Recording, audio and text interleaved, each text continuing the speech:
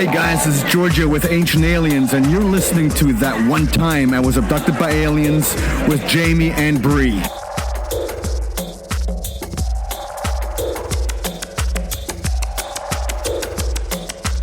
You're listening to That One Time I Was Abducted by Aliens. I'm Jamie. I'm Bree, and we're two sides of the coin.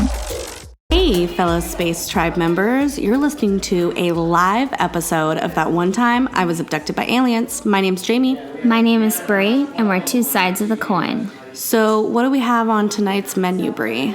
Tonight we have a very special guest. We have someone here that has been hunting for Bigfoot many times. He is considered a vet in my book. And he's fresh off the Bigfoot trail like a few days ago coming back into town. Excellent. He's really eager to tell us his stories, and so we're going to get into it. We hope you guys enjoy this episode. It's going to sound a little bit different because we're doing it live. We're on the cuff here. We're just going for it. We have a little bit of an audience, some people who are listening in. You're going to hear some stuff in the background. It's a bit of a party, but yeah, it's going to be awesome. We hope you guys like it. All right, guys, we're here with Chuck. Chuck, why don't you introduce yourself? Tell us a little bit about you. Well, I guess probably the episode here is about Bigfoot. It is. So I've always had an interest in Bigfoot, reading a lot, researching, just watching shows. And I think it was Finding Bigfoot series that they said it somewhere along, hey, if you're interested, contact bfro.org. So I looked it up and find out you can actually join these expeditions. So I was like, oh, that's cool, right? So I finally signed up for one. This was last year. I've done 3 so far between now and then. And it turns out you show up, there's a little fee involved. They don't want people just for never. So there's an investment in a thing. But you show up and everybody's into Bigfoot, but they're normal people. It's actually a very good group of people, all of them, right? But it's fascinating. A lot of these people have been doing this for 7, 8, 10 years, and the stories they have are incredible. So what I'll do today is talk a little bit about my latest expedition in the Northern Sierra. Mm-hmm. If I could rewind quickly, I'd like to know where your fascination with Bigfoot began. I can't pinpoint it per se, but again, it's one of these things like just see it on TV or whatever, and like, hey, I'm going to check that out. And so start build up an interest. Start going down the rabbit hole exactly. of Bigfoot. Exactly. The rabbit hole. Mm-hmm. Would you say that you've always been to sort of the paranormal or the unexplained in general? I watch that stuff, yeah. I enjoy it. Just did it. Make sure you exercise the curiosity. Brain, right? So, like, what age did you start to get in this? Was it like, in your early years, in the later part of your life? I guess later, yeah. I mean, I watched all along, but then kind of came to fruition, spare time. And the more you watched, the more you probably found how fascinating it was, and the whole unknown aspect of it fed the little curiosity cat within you, and you decided to have your own adventure. Yeah. So, let's see. Quick anecdote. So the first one, show up. There's always there's a few folks from the BFRO that are kind of leaders or guides, so to speak, and get people up to speed and stuff. But pretty cool. Everything that you actually see and read about is kind of the Bible, so to speak. There's not a lot of new stuff, but there's little nuances, for example. But I remember the first time driving in, leader says, hey, where do you want to stay? And he says, oh, there's one woman. Last night she had a lot of action. She heard footsteps at 3 a.m. around tent, and something was scraping a nylon tent. It's like, he says, I'm going to park you right next to her. You're like, great. Yeah. Anyway, but this latest one, so it's kind of, I'll break it in 2 parts, and not necessarily in order per se. We stayed there 4 nights, and I'll tell you about the sightings, so to speak. And then we'll move into some of the good stuff. First night, of course, I always had a bad luck that there's usually 3 leaders, and you break up into groups, and you go visit certain areas of the location and pre-scout it and stuff like that. But it's hit and miss. So sometimes you have action, sometimes you don't, right? Whether you're how. Mm-hmm. It always seems like I'm off kilter. But my 2 of the guys, when we showed up there's one guy in camp. Oh, I should tell you about the camp. So one of the infamous stories about the camp is where we're going is they called it the Bratwurst Incident. Interesting. So it goes down this shaky lane, really tough to get into, and we were at the end of the camp, about 300 yards away from the rest of the main camp. The story was this 3 young guys showed up there right down the road from us, and 2 were sleeping, 1 by fire, and so one guy was actually up. And in the morning, they found out that their coolers that were all the way to the end of the cab, actually somebody had opened the cooler, pulled out a package of bratwurst, and inside, and they noticed that there was a huge fingerprint tear kind of in the top, like someone punched a hole in there, pulled it out, pulled one bratwurst, and then left the rest. How interesting. So that was kind of like, hey, this is a pretty hot spot. So we were camped like pretty much right on top of that incident. Like first night I'll go, two of the guys that are saying in my group, they went on another certain hike during the night. We show up around 10 o'clock and we go out 10:30, 11 o'clock and we stay out till 2 in the morning. Those two, I guess, they were something called eye glow. It's not like you shine a flashlight and your eyes shine off animals and stuff. Sasquatch are known for having eye glow, which means they have a red luminescence to their eyes. They actually generate kind of like the bioluminescence type of glow itself. So they generate it and see at night. They're nocturnal hunters. It's kind of interesting, yeah, because you kind of rationalize it. I mean, in aviation, for example, naval aviation background, at night you're always flying with red lights or green lights because you don't want to. I can't remember if it's a rod or cones, but If the red lights and the green lights, they don't like. Right. They don't maintain your night vision. Exactly. Right. So you're thinking, oh, yeah, I can see that. So if they're nocturnal, there's something nobody really knows, but I mean, literally, you can see eyes. So anyway, my friends, they were looking up the trail. There's people ahead of them.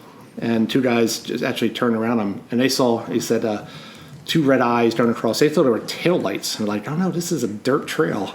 And you wouldn't see taillights out there. Oh, yeah, and they were like 10 inches apart. And the other thing is that they've always been known to glide. They don't actually bounce like let's walk. They actually say they glide. So they're sawing stuff. And anyway, that was they had incident about red eye glow first night. I'll skip over to last night. We broke up. I went to the high ridge. Again, I picked the wrong one, but there was two groups that went around this lake. And one went kind of on the north side, one on the south side.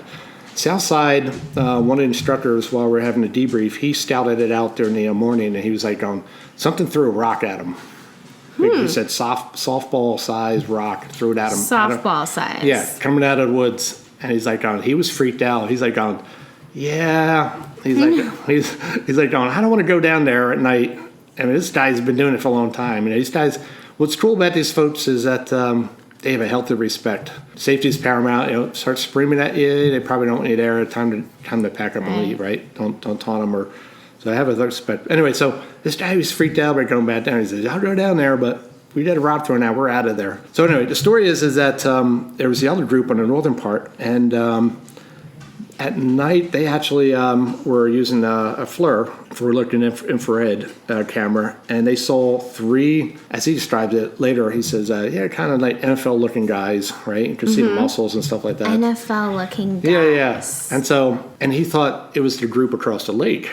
So he's calling the other guy, hey, are you there? Is that you? Why don't you wave? And then we look back up, these three silhouettes were gone. So next day, part of the group, and they're amateur scientists, whatever, when they have a sighting or something, they always go over and research it.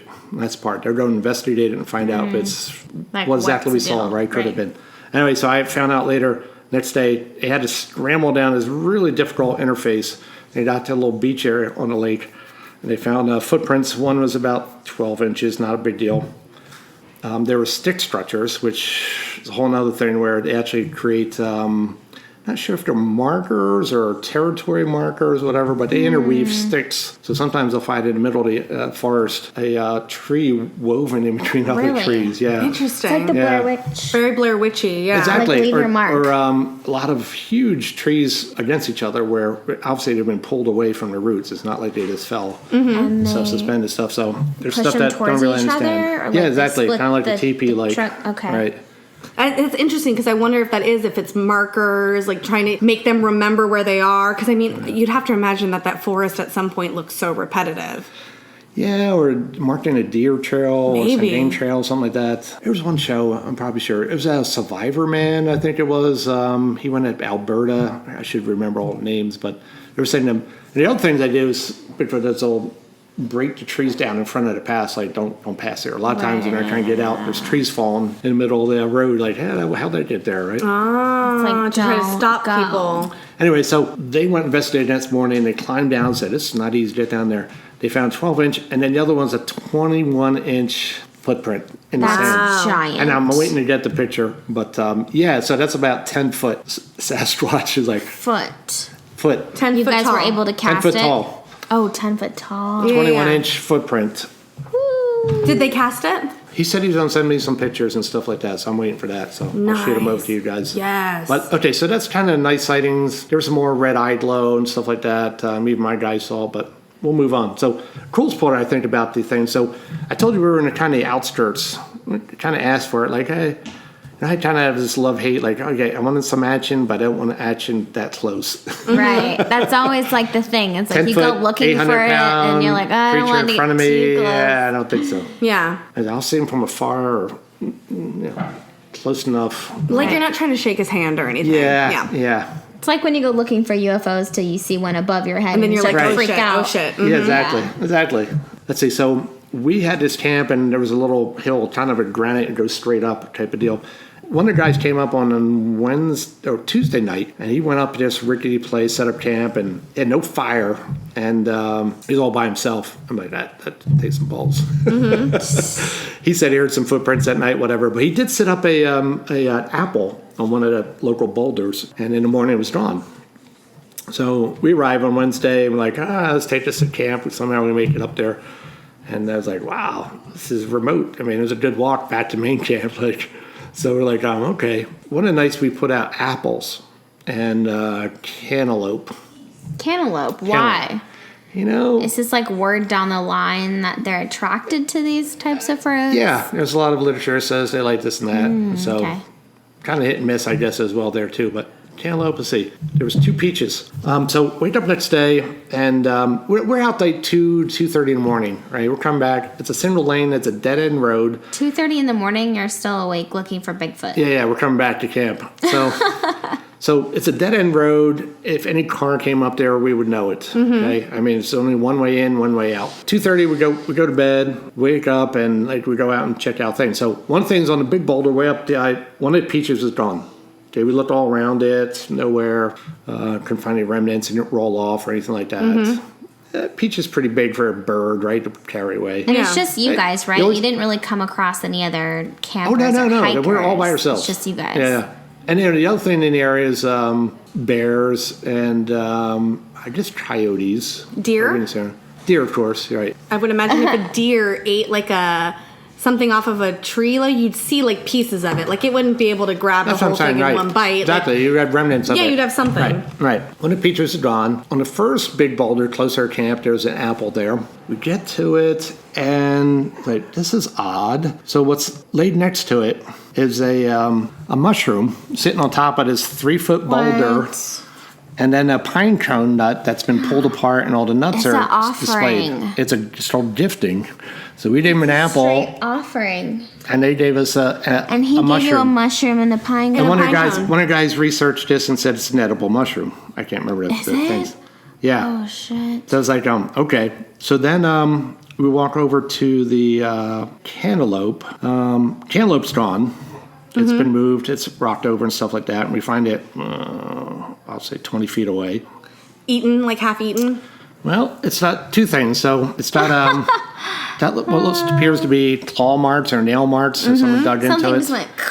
And there's another picture. This is the other part. So and we found the grinds laying off to the side, someone picked at it. Those are nail marks right here. Yeah, those are very little fingers. distinct. That's a claws and they're holding it. Yeah, if I had forced and they were my picking hand, off They're picking off the rind. The rind. Right. And then they went or whatever and dug in or whatever. Well, then they tried it and they were like, no, thank you. Exactly. But the offering, Exactly. that mushroom and the pine cone.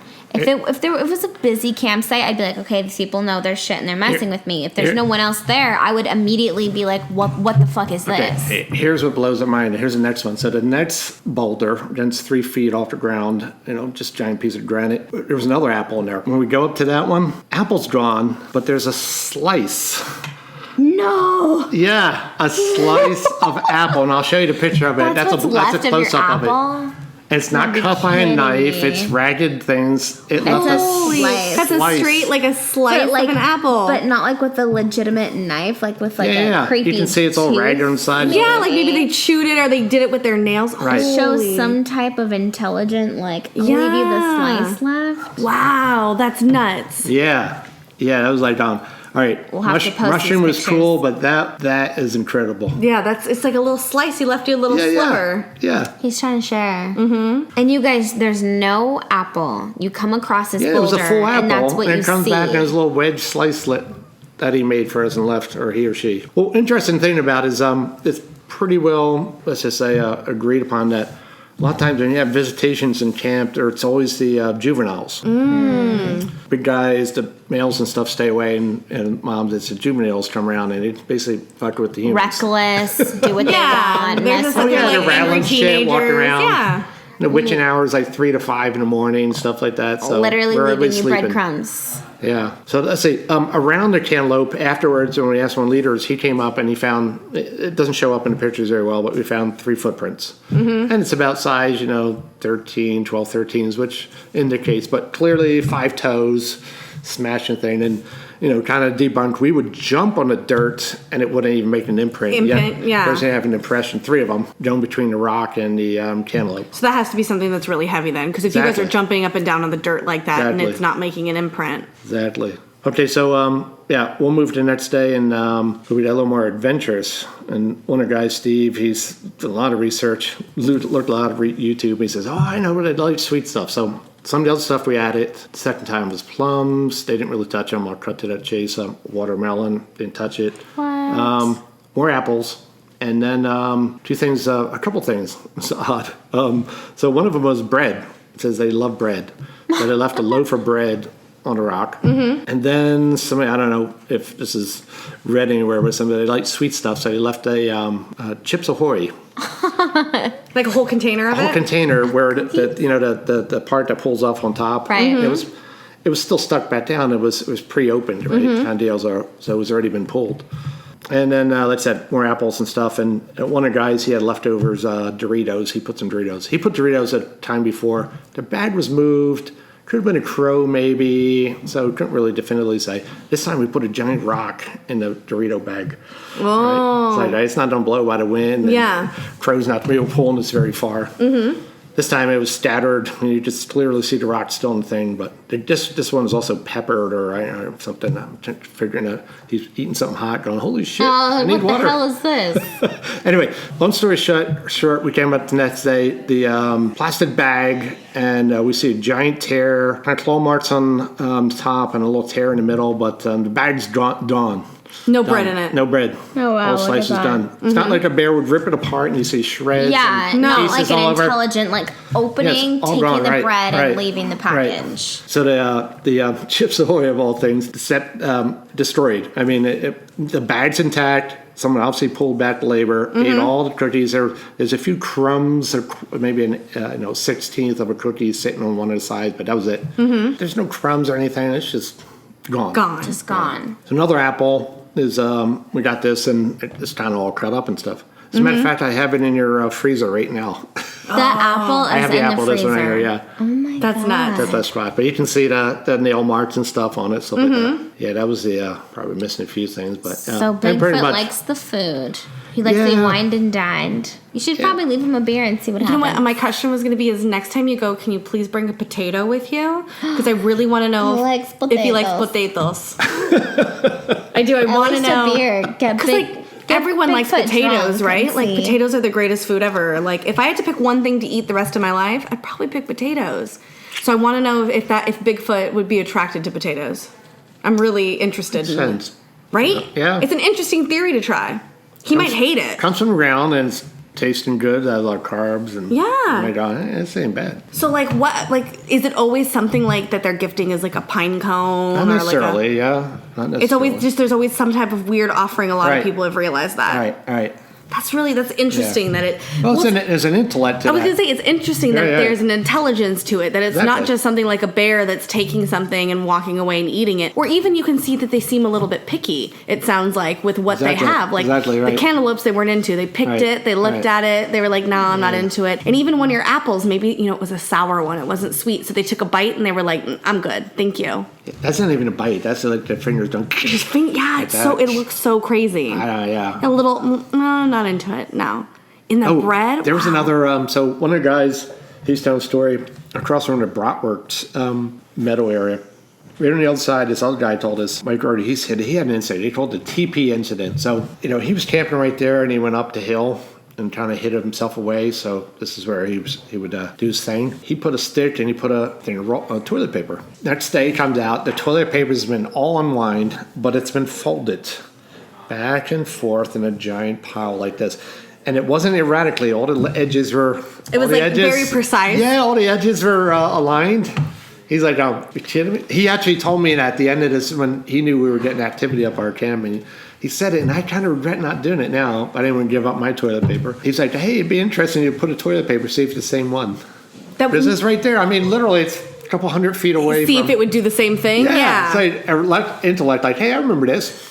That would have been trippy to do. It's interesting the different kind of traps people can kind of put out for them and see how playful they are as creatures. Exactly. Like they obviously seem very like curious and like interested in humans, or else why would they be coming up to them and messing with them? They do. And it seems like they're doing it in like such a sneaky way almost. Like they're so smart. Like they are. I mean, they keep away from humans. I think they're smart enough to know that we're trouble. Yeah. Big fucking guns and take them out. Exactly. Like, I seen what they can do. We'll keep our distance. Yeah. All right, Bree, you got the apple? So we have the original Fuji apple. Bam. All right, check that out. That's crazy. And the fact that we were kind of interacting with the Bigfoot was pretty trippy. Just the whole thought. Well, it's interesting that it interacts like that. Yeah. It's the intelligence to them. People have tons of stories, but they're saying that one time they'd come around, stretch the nylon. They play for shit at night. You hear them walking around. Yeah, it was one time. One guy said, I think he kicked this individual. Kicked him, freaked out. They like to touch you in the tent, which is crazy shit. I don't want to be touched. No, not at all. No, thanks. But anyway, they like to do that. But at one time, this guy, this Sasquatch, did that, and that scene said that the person inside the tent, frozen in fear, said he heard all this terrible scream, and he thinks that the parent came down and got the kid. Like, okay, you went too far. Like, get the fuck back here. In the first expedition, there was a lot of streams. There's a certain type of streams that they make, and there was a lot of that stuff. They saw a lot of red eyes. On this expedition, this last one, one of the guys, senior researcher and stuff like that, he had his car shook. He was sleeping in the back of his truck. He got shook, which is common what they do. Yeah, it happened on my first expedition. They'll shake the RVs and stuff like that. That's very scary. Yeah. It's interesting to me that there is this kind of like tag game that's happening between the people that are searching for Bigfoot and Bigfoot himself, but yet no one can catch him. Yeah. Him, very stealth. her. But it's still like, we're intelligent. We know you're here and we know you're looking for us, but yet it's like, catch me if you can. But it's like, you're researching, they're tapping you on the shoulder pretty much. They are. They can just motor. They can motor, put miles on before you even get close. I mean, they just motor. Do you think it's the stride that they have as well that really helps with them to like get away quickly? Absolutely. Oh, There's plenty of video and stuff where they actually spot it, and you watch this thing climb up this 45, 50-degree hill. 3 steps, you're like going, how's that possible? Mm-hmm. Absolutely. Like this, boom, powerful creatures. So, in your opinion, do you think that Bigfoot is a different type of animal or species that could or could not be related to us, but is definitely down to earth, you could say? Or do you believe that this is something that is interdimensional and linked to other types of realms that we have yet to understand? My personal opinion, I guess I ascribe to the theory that it's a different evolution of man. Somewhere it's split off and stuff like that, and it's survived over all these years. type of stuff. So it's just a matter of time before we can kind of just find it and figure it out. If people are serious about it, could go out and probably find it, real scientists, but nobody thinks it's all folklore. I think that's really the thing, is that the scientists, the geologists, those are the people that really probably could find him. But it's that whole tie between believing in the unknown, quote, crazy concepts, and then really going after what could be possible. Yeah, society's tough, right? It is. They're very critical, so there's a lot of ridicule. We know all about that. Bigfoot, and so a lot of people keep it their own. But it's a fascinating topic, like I said, and what's cool about, aside from just great human beings, you all have fascination and a lot of stories. So there's a lot of people who've been doing this a long time. Tons of stories, and I could go on. And that's I live vicariously cool. through those stories. Keeps you going. Oh, yeah. Yeah, it's kind of like, it's a little addictive. Like, that was fun. So do you think that you were going to go on more and keep looking for him? You're not going to stop? I'm going to do one in August. Ooh. Oh, nice. Keep it going. Yeah. So I have to ask, for you personally, I know that there's a big group of people in the Bigfoot community, I guess, that are kind of tied between leave him alone and let him do his thing and be kind of elusive, and then also shoot, capture, tag the different beings so far, and stuff. It's eluded man.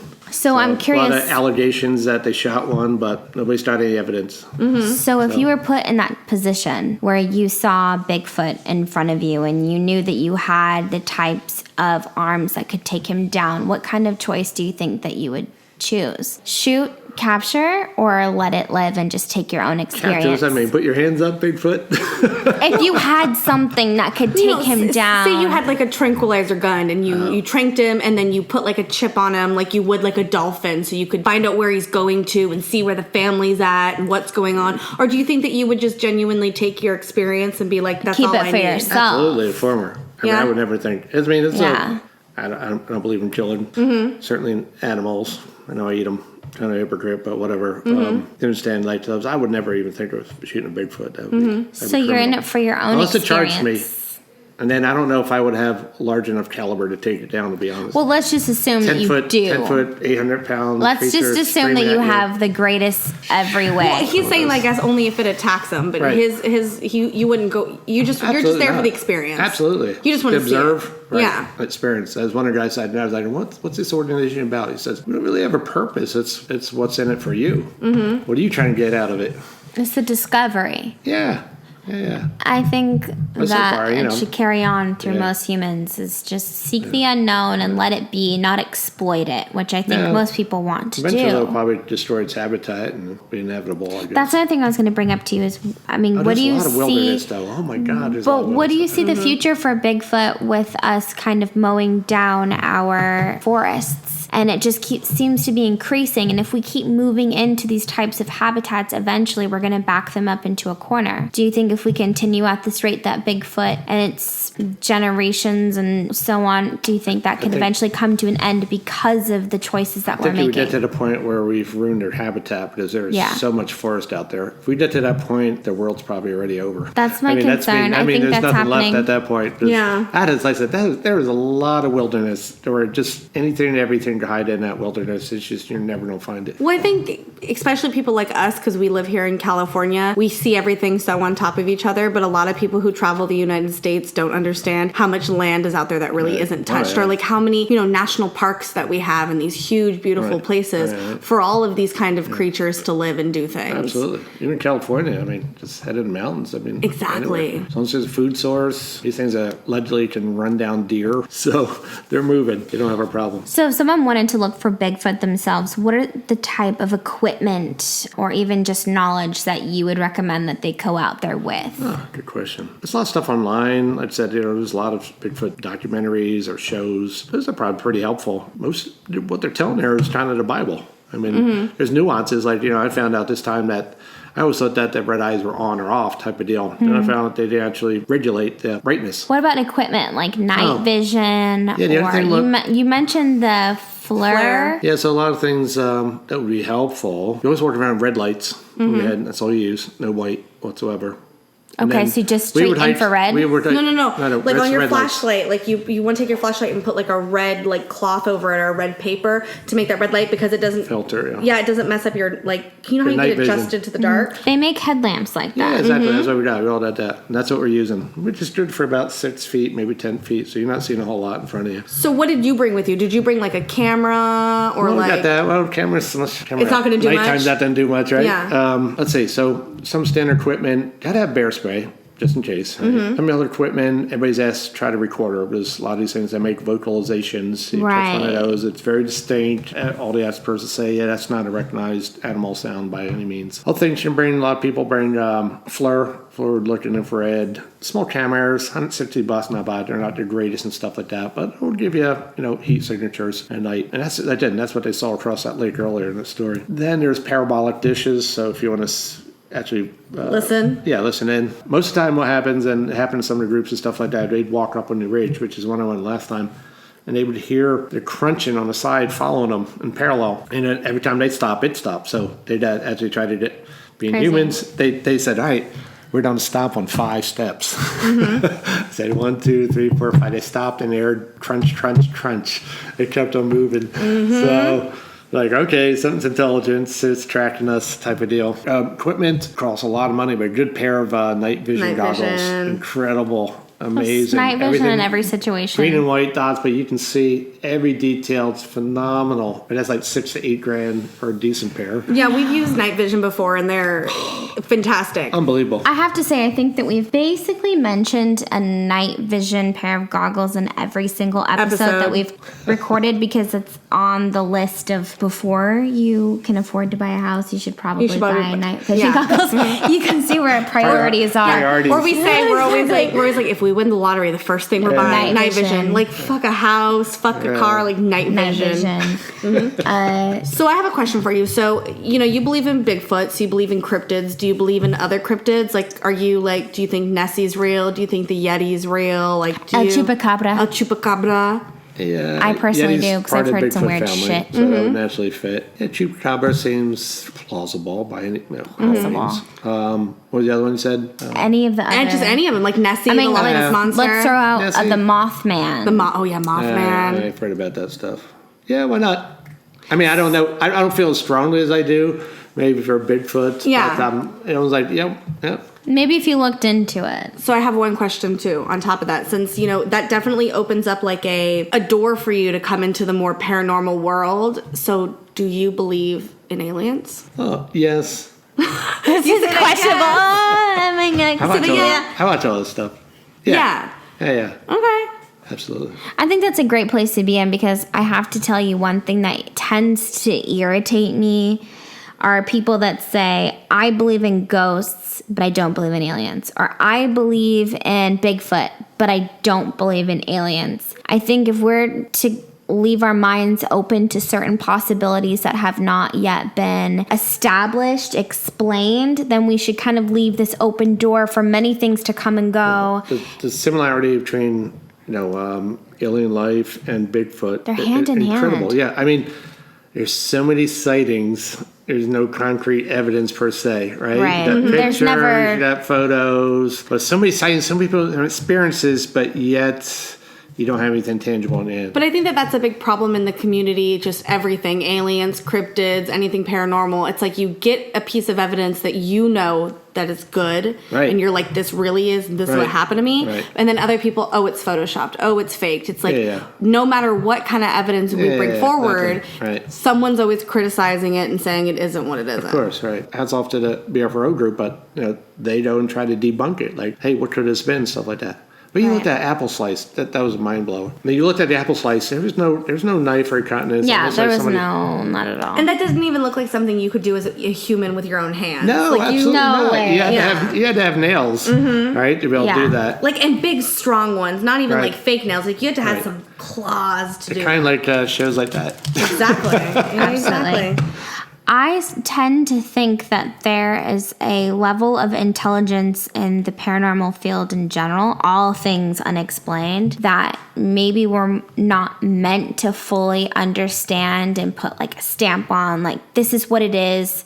it's this, and this, and then categorize it in that way. Yeah, I kind of feel like it's meant for that. Like maybe there's a certain type of intelligence that leaves you these little hints and they let you have your experience, but at the same time they know how to get out of the way and, you know, dodge these certain things to absolutely. I think it's just part of exploration, right? I mean, humans are, I can't remember the percentage, but we use a very small percentage of the actual brain. Oh, it's like 10%. Exactly. Yeah, it's like 10%. ridiculous. Something ridiculous. So we have no 6%. idea what to tap the rest of it. So all that's plausible.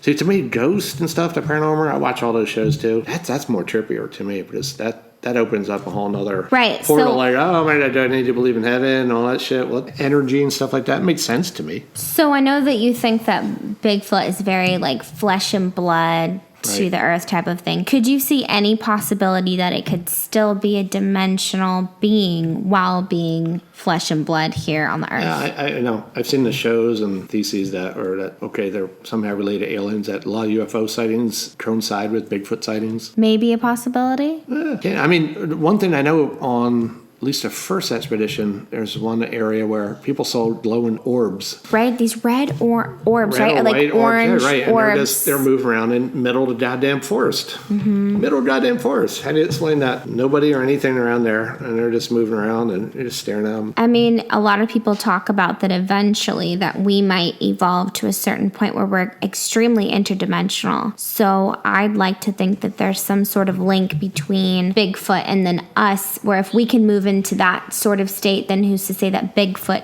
can't either? Or who's to say that if something can be transdimensional, that it can't also be here and now and very flesh and blood? Like, what if you can be both? What if you can be flesh and blood and here and now, but then you can also put yourself in a state where you're able to slip in and out through different dimensions? So you're saying Bigfoot's an alien? No, I don't think Bigfoot is necessary an I don't alien either. or your traditional like what an alien is, like Right. came on a spaceship.